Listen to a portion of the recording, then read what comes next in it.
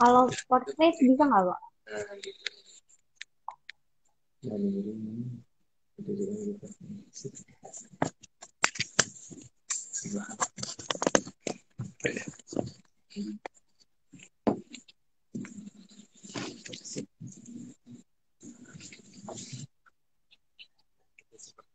Oke, suaranya aman ya, Pak?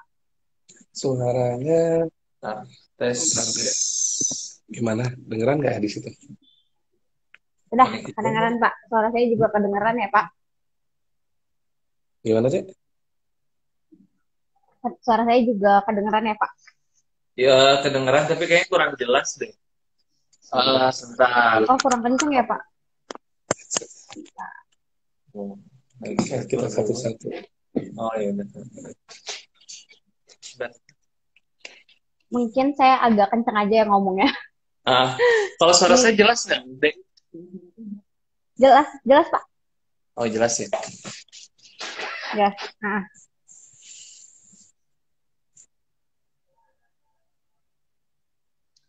Oke, kita mulai aja ya, Pak ya. Ini udah ada beberapa yang join juga.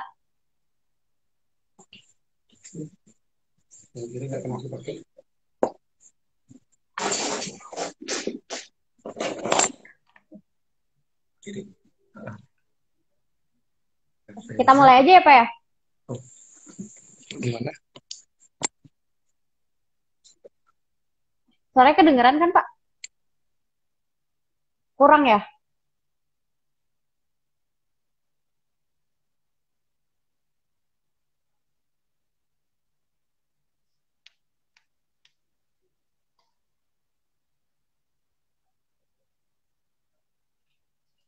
Ya, Pak. Suara saya kedengeran nggak ya? Enggak ya? Kedengeran sih. Kedengeran kalau suaraku. Oh, oke. Gimana? Kedengeran, Pak. Ya, aman, Pak, aman. Kita mulai aja ya, Pak. Sip, oke. Mulai aja, boleh. Siap. Assalamualaikum warahmatullahi wabarakatuh. Halo, selamat siang kan Pajak. Kembali lagi di live Instagram KPP Madya Bandung Menapak. Mari mengenal pajak di episode yang ke-7. Nah, hari ini kita akan bincang-bincang lagi nih, kembali lagi dengan saya Kak Juliani, yang akan menemani bincang-bincang di live Instagram pada siang hari ini. Nah, tentunya kita nggak sendirian. Oh, saya nggak sendirian nih karena sudah hadir juga penyuluh pajak KPP Madya Bandung. Ada 2 orang yang akan menjadi narasumber kita pada siang hari ini, yaitu ada Pak Chandra dan Pak Leo. Boleh sapa dulu kan pajak yang sudah join dong, Pak Chandra dan Pak Leo. Terima kasih, selamat datang. Terima kasih banyak. Suaranya tidak jelas nggak sih? Ini suaranya kita Pak Chandra lagi agak-agak serak. Ya. Halo kawan pajak KPP Madya Bandung yang pada siang ini berkesempatan hadir. Mungkin di siang ini kita mau coba untuk ngebahas tentang koperasi, kan bisa? Oke, ya. Suara saya jelas ya? Betul. Jelas Pak, jelas sekali, mantap ya. Semangat untuk memberikan penyuluhan nih di siang hari ini ya Pak. Oke. Jelas kok Pak, aman-aman. Nah, jadi gitu kawan pajak, tadi udah di-mention nih sama Pak Leo, kita di Menapak episode ke-7 ini akan membahas terkait perpajakan bagi koperasi ya Pak ya? Iya.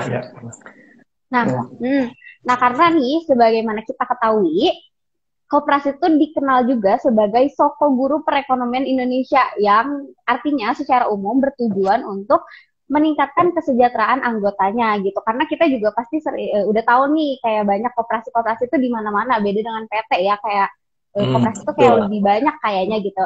Nah, tapi apa sih Pak hubungannya koperasi dengan perpajakan ini sampai kita bahas nih di episode live IG kita siang hari ini? Iya. Jadi pada dasarnya gini ya. Jadi kita sekarang mau coba sedikit membahas tentang koperasi itu wajib pajak bukan gitu kan? Biar kita paham dulu gitu ya. Jadi dalam dalam peraturannya di sini kita bahas dulu definisi wajib pajak ya. Wajib pajak adalah orang pribadi atau badan meliputi pembayar pajak, pemotong pajak, dan pemungut pajak yang mempunyai hak dan kewajiban perpajakan sesuai dengan ketentuan peraturan perundang-undangan perpajakan. Nah, di sini untuk koperasi sendiri masuknya ke dalam wajib pajak badan, sama seperti PT, firma, atau CV. Jadi kewajibannya ya kurang lebih mirip, bukan mirip ya, sama dengan wajib pajak badan. Jadi karena di sana dalam koperasi itu terdiri dari beberapa individu di dalamnya. Oke, kurang lebih seperti itu ya Kak Nisa ya.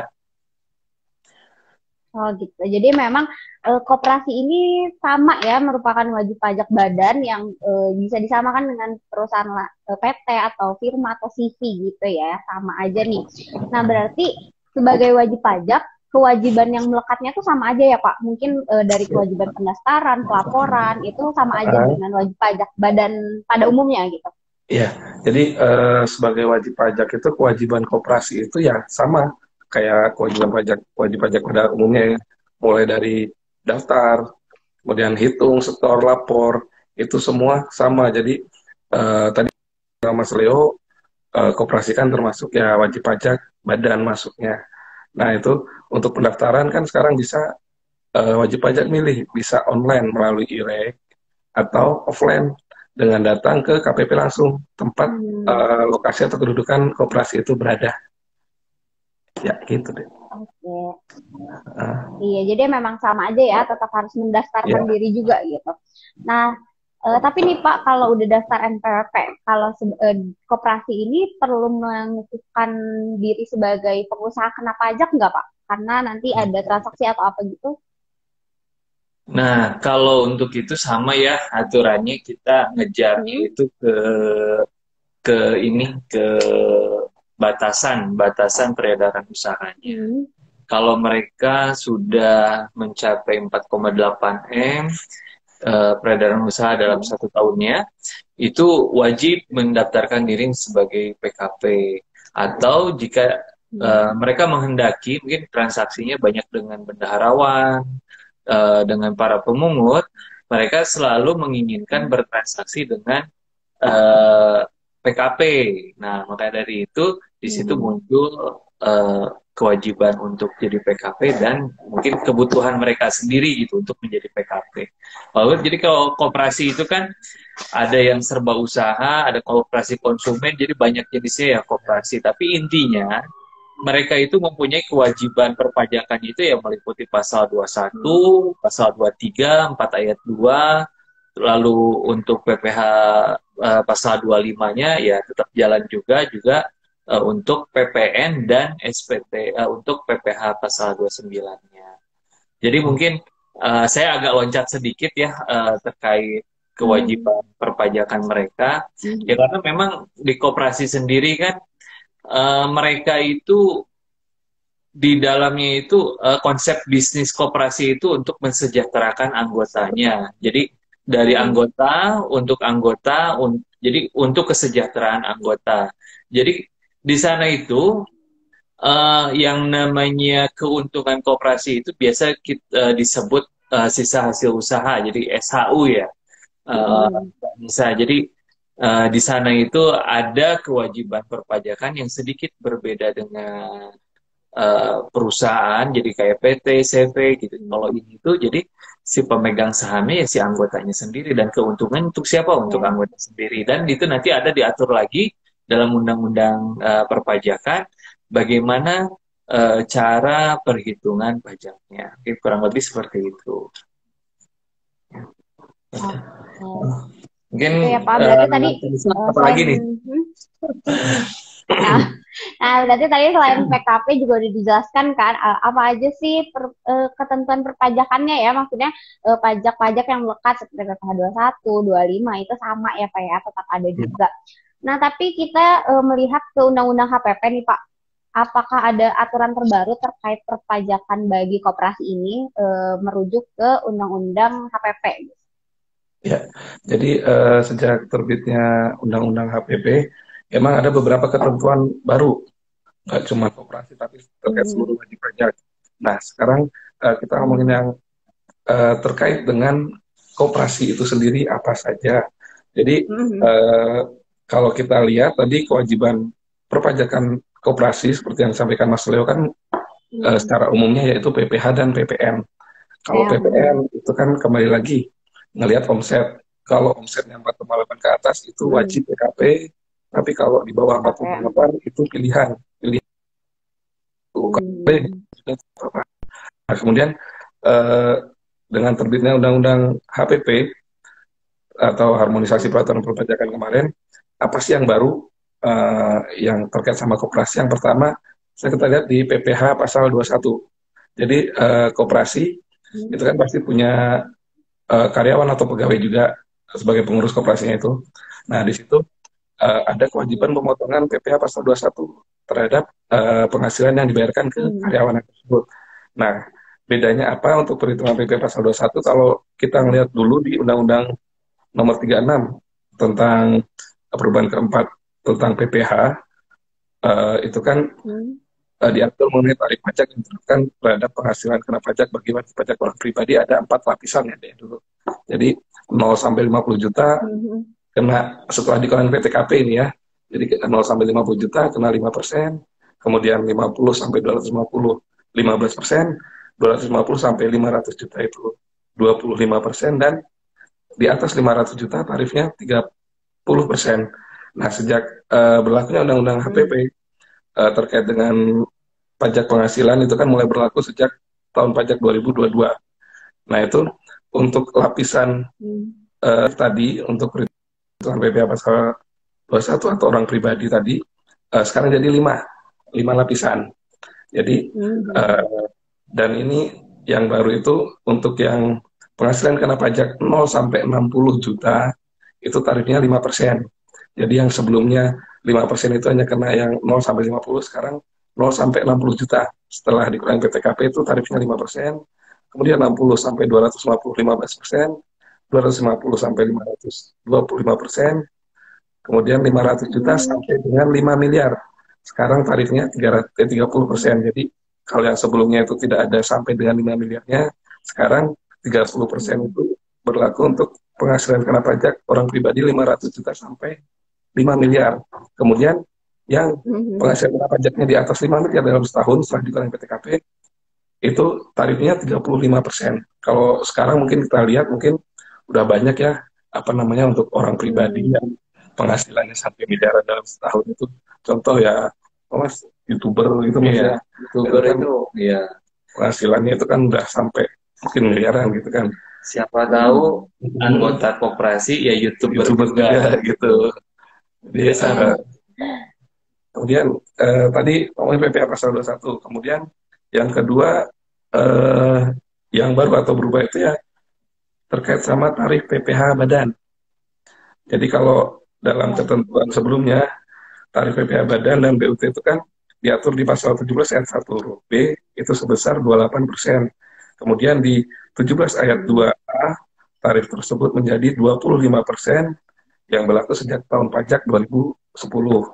Nah, kemudian di Undang-Undang HPP kemarin tarif ini berubah. Jadi sejak Mhm. tahun pajak 2022 tarif PPh badan dan untuk usaha tetap itu sebesar 22%. Mhm. Itu untuk yang tarif PPh badan yang kedua. Kemudian yang eh, nah ini yang terus lagi perbedaan ketiga terkait dengan PPh atas pembagian sisa hasil usaha SHU. Nah, jadi kalau kita mengacu ke Undang-Undang tentang Koperasi dan PMK nomor 111 tahun 2010 itu Mhm. SHU koperasi termasuk dalam dividen sehingga menjadikannya sebagai objek Mhm. pajak yang tarifnya itu 10% dari jumlah bruto dan bersifat final. Nah, sejak diterbitkannya, kalau ini Undang-Undang Ciptaker yang lebih dulu dari Undang-Undang HPP. Ini sejak Undang-Undang Ciptaker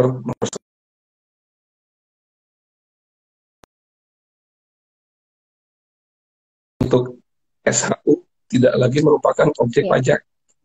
Jadi hal ini bisa dilihat di pasal 4 ayat 3 huruf I bagian ketujuh di Undang-Undang Ciptaker maupun di Undang-Undang HPP itu disebutkan bahwa yang dikecualikan dari objek pajak adalah di huruf I-nya disebutkan bahwa bagian laba atau SHU sisa hasil usaha yang diterima atau diperoleh anggota dari koperasi itu deh. Jadi yang mungkin yang baru terkait dengan koperasi dengan harmonisasi peraturan perpajakan ya seperti yang barusan disebutkan gitu.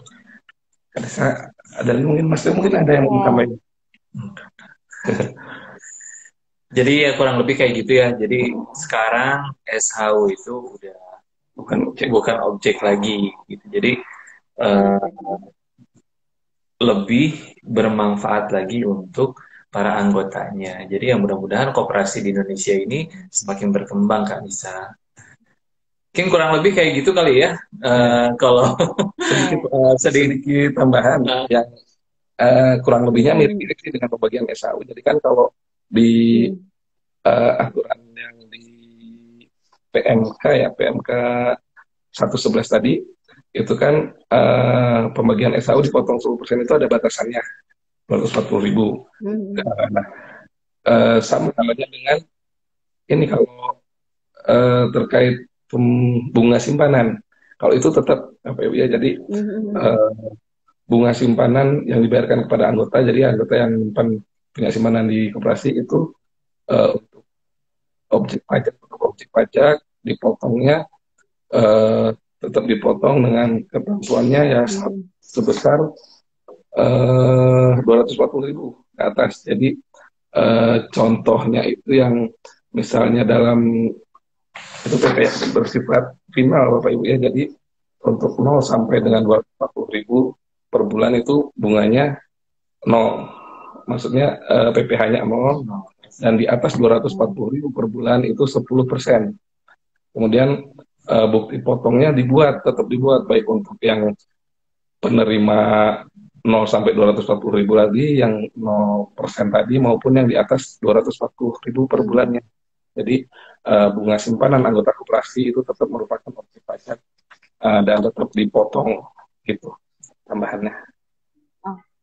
Oke.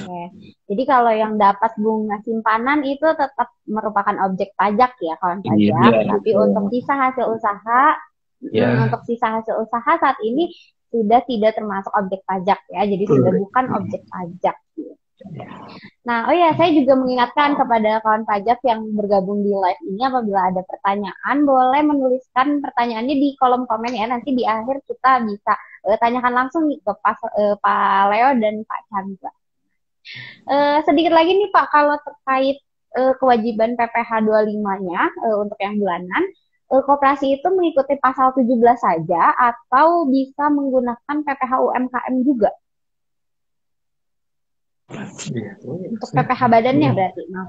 Iya, jadi untuk kewajiban PPh badan itu tetap sama juga seperti wajib pajak pada umumnya ya. Jadi orang pribadi maupun badan usaha itu tetap bisa menggunakan tarif UMKM. Jadi kita lihat kalau untuk koperasi ini kita lihat sama omset tahun itu sampai 4,8 miliar itu bisa menggunakan tarif UMKM sebesar 0,5%. Dan kemudian kalau misalnya untuk omset tahun sebelumnya lebih dari 4,8 miliar, maka menggunakan tarif umum. Jadi hitungnya nanti bulanannya terutangnya PPh pasal 25. Nah, kemudian untuk jangka waktunya, kalau di PP 23 kan untuk orang pribadi bisa menggunakan tarif UMKM ini selama 7 tahun. Kemudian PT atau perusahaan terbatas itu 3 tahun. Nah, koperasi ini berapa? Koperasi ini sama dengan CV firma. Jadi untuk bisa menggunakan tarif UMKM ini adalah selama 4 tahun pajak. Ini dihitung dari kemarin 4 tahun sejak tahun pajak peraturan pemerintahnya berlaku, yaitu 2018, atau sejak terdaftar, mana yang lebih dulu. Jadi kalau misalnya wajib pajak koperasi ini baru terdaftar di tahun 2022 ini, berarti bisa menggunakan selama 4 tahun ke depan.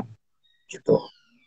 Itu terkait sama kewajiban PPh bulanan. Ya, ada lagi di Indonesia? Ya. Oke, berarti memang secara ketentuannya itu sama ya dengan perusahaan atau PT atau sisi atau firma ya. Sebagian besar sih sama ya untuk kewajiban perpajakannya gitu.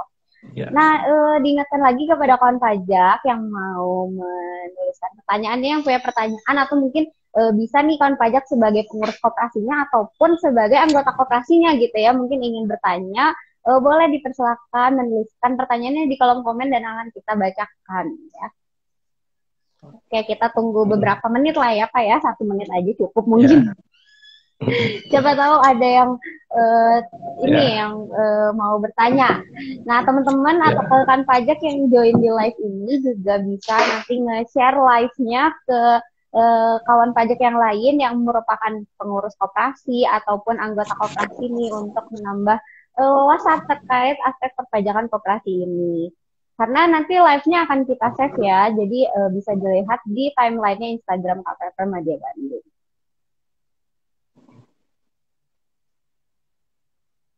Kanisa tahu nggak kalau koperasi ini ya, gimana? Cuma asalnya itu produk asli dalam negeri. Ya, jadi koperasi ini sejarahnya itu ya awalnya itu didirikan itu kalau nggak salah itu di Cilacap kalau nggak salah. Terus kalau koperasi tertua yang masih ada sampai sekarang itu Koperasi Mitra Batik. Nah, itu posisinya tuh di Tasikmalaya. Jadi masih ada gitu sampai sekarang. Jadi saya ingat dulu gitu ya, pernah ada acara zaman Soeharto sih, zaman Soeharto. Pak Soeharto itu zaman Pak Soeharto ada acara yaitu dalam rangka Hari Koperasi itu mereka pada datang ke Tasikmalaya dan saya baru tahu kok ternyata kalau koperasi itu gede juga di Tasikmalaya dan yang tertua sekarang tuh ya di sana gitu di eksis ada. Nah, mungkin maksud kalau nggak anggota malah pengurus mungkin dari Mitra Bakti koperasi tertua. Iya, itu berarti ada di Jalan Mitra Batik berarti Pak? Ya, enggak juga. Kalau usahanya sih daerah mana ya itu saya juga nggak tahu deh kalau Mitra Batik itu beda ya. Oh gitu. Oh iya. Kalau oke banget nih kita dapat ini daerah Jalan SL Tobing gitu tuh. Jadi beberapa tahun lalu mereka udah mulai menjual asetnya juga sih. Kalau nggak salah ya. Oke. Ada yang nanya nggak? Kita jadi dapat nih. Dapat sejarahnya juga ya, koperasi tertua, terus ada hari koperasi. Iya. Mungkin kalau nggak sempat saat ini atau mungkin nanti baru timbul pertanyaannya ketika pas ngelihat live kan nanti bisa chat ke WA Helpdesk KPP Madya atau mungkin silakan bisa datang langsung ke Helpdesk KPP Madya atau mungkin telepon langsung ya, Dede. Betul. Nah, oke Pak, karena kita udah nunggu lumayan lama nih ya, tadi udah ada sejarah koperasi juga, seru banget ya, menambah pengetahuan lain. Karena belum ada juga nih pertanyaannya, nanti akan kita informasikan aja nomor helpdesk dan nomor WA Center KPP Madya Bandung. Dan untuk di live sekarang kita tutup dengan closing statement mungkin dari Pak Leo atau Pak Chandra yang mau menyampaikannya. Siap, makasih Teh. Jadi secara garis besar, koperasi merupakan sebuah badan usaha yang termasuk sebagai wajib pajak. Jenis perpajakan yang perlu koperasi penuhi adalah pajak penghasilan, pajak pertambahan nilai. Lalu sejak berlakunya Undang-Undang HPP terdapat beberapa perubahan yang terkait kewajiban perpajakan yang melekat pada koperasi, yaitu PPh pasal 21, lalu ada di tarif PPh badannya. Yang ketiga ada PPh atas pembagian sisa hasil usaha yang tadi sudah merupakan bukan objek lagi ya. Lalu yang keempat untuk bunga atas pinjaman itu masih menjadi objek. Tidak ada perubahan kalau untuk bunga pinjaman atas anggota koperasi yang ditabungkan di simpanan koperasi.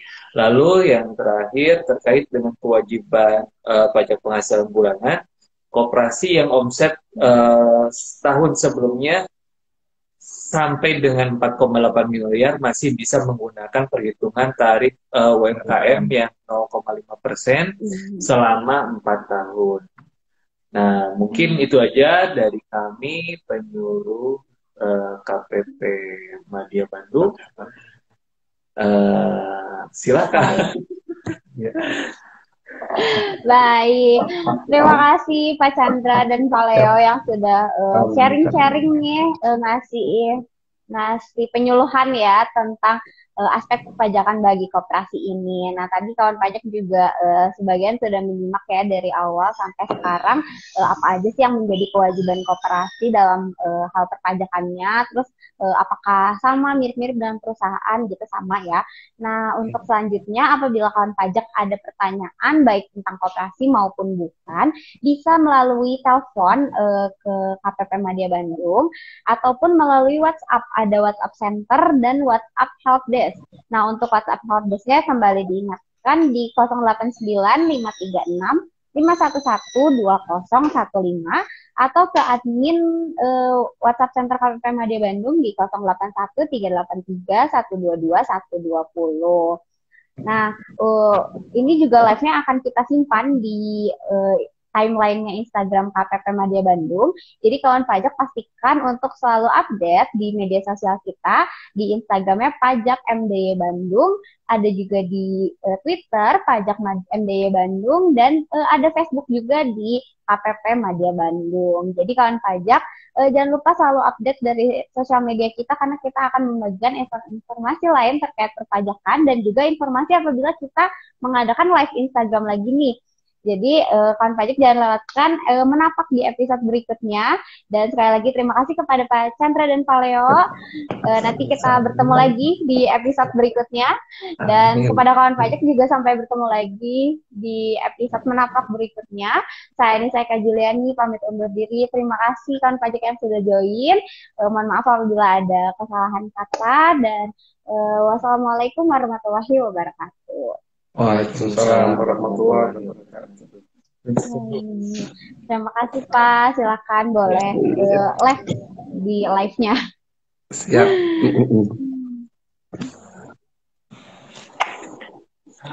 Wah,